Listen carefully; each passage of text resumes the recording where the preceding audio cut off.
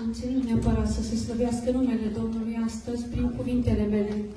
N-am vrut să tac, deși frații cu care ne rugăm de ceva vreme știu, am mărturisit lucrurile acestea, dar aș vrea să spun încă o dată pentru cei care nu știu, pentru că vreau să fie slăvit Domnul astăzi. Amin. Holy Doctor înseamnă Dumnezeu.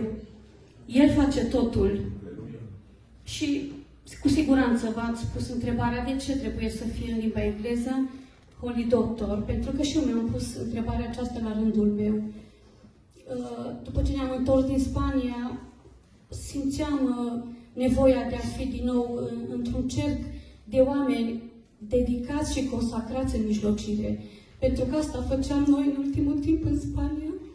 Dumnezeu ne-a dat în jur oamenii lui Dumnezeu sinceri, fără poziție socială, fără titlu, fără măcar să fie diacon și prezbiter, dar Dumnezeu a făcut eliberări prin femei și bărbați.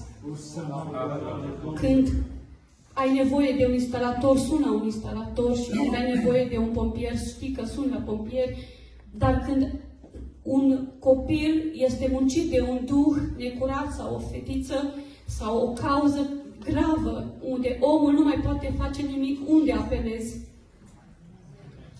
Dumnezeu a creat această platformă internațională pentru oameni consacrați. Astăzi Dumnezeu a chemat la jug. Luați jugul meu și sarcina mea este ușoară, spunea fratele că este ușor. Oare este ușor? Dacă o faci în toată inima și renunți la tine? Holy Doctor înseamnă să te angajezi. Dumnezeu nu are nevoie de oameni căldicei care spun cu toată gurița lor că fac totul pentru Domnul și în viața de zi cu zi nici măcar nu-și pleacă genunchiul în odăiță. Dumnezeu are nevoie de femei și bărbați să plângă, să-i doară. Să știți că cei 3 copilași care au distrofie musculară nu știu părinților că ne rugăm pentru ei.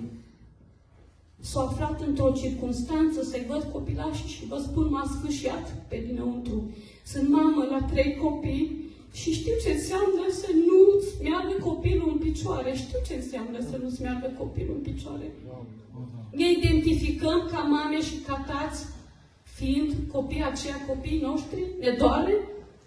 Să ne-am obișnuit cu programe și stăm în biserică și nu știm de ce venim și de ce ne întoarcem. Dar oare cu adevărat ne dore unii de alții?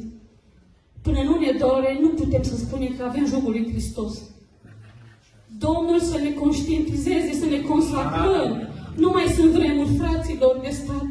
Oare să facem, oare să mai intrăm în o astfel de lucrare? Nu trebuie să intrați sub autoritatea Holy Doctor, trebuie să intrați sub autoritatea lui Dumnezeu. El vă împuternicește să mijlociți pentru cauze de demon, de cancer.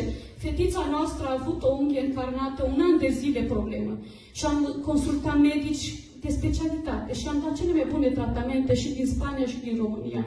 Dar degetul ei, pentru că îi scăzuse imunitatea corpului ei, nu se mai regenera pielea, carnea și avea o culoare ca și deja de infecție interioară. Și m-am preocupat ca mamă, vă dați seama. Am făcut tot ce mi-a stat în putință să-i administrez și să o îngrijesc. Dar am zis, Doamne, aici e cauza ta, nu e mai cauza mea.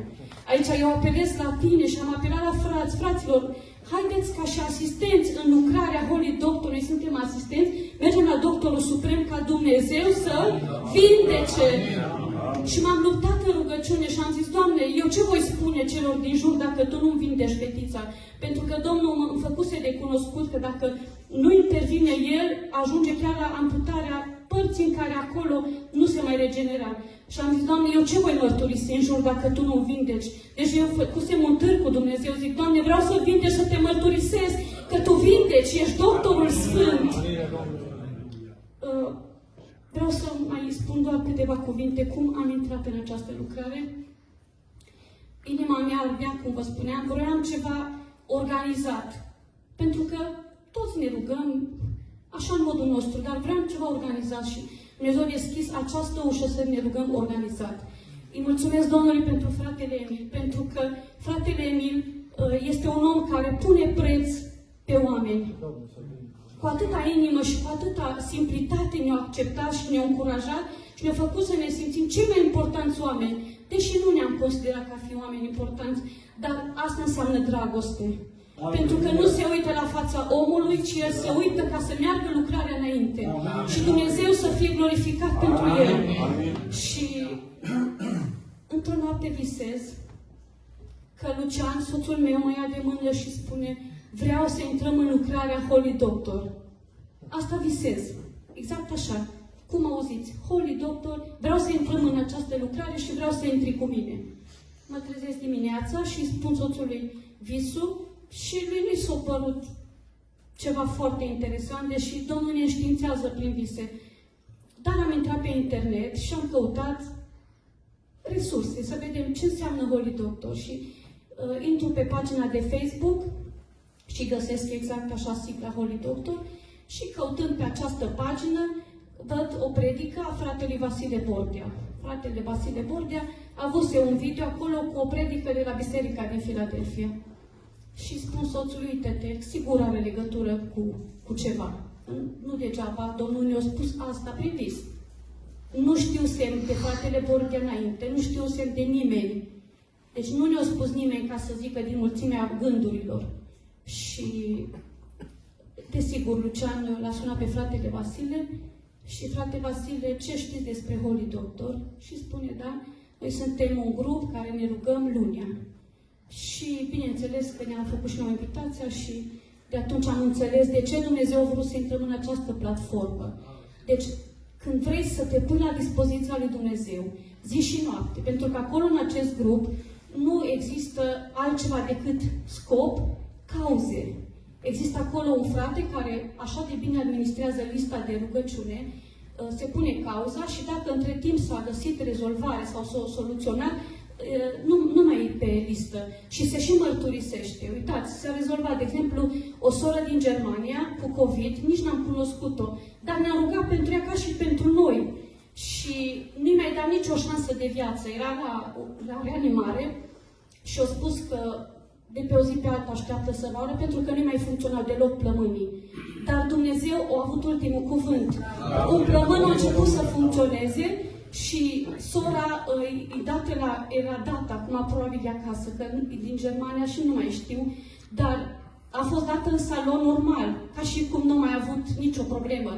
Și știți că cine ajunge la intubare și la insuficiență respiratorie, nu mai ai șanse să trăiești. Dar Dumnezeu i-a regenerat un plămân și funcționează. Și știu că, chiar dacă noi n-am cunoscut-o pe sora, noi nici nu căutăm să cunoaștem oamenii, noi căutăm să fugim de urgență înaintea lui Dumnezeu și să mijlocim, pentru că astăzi este sora, dar mâine pot fi eu. Și atunci cum faci, ți se va face? Haideți să luăm jugul lui Hristos. Amin.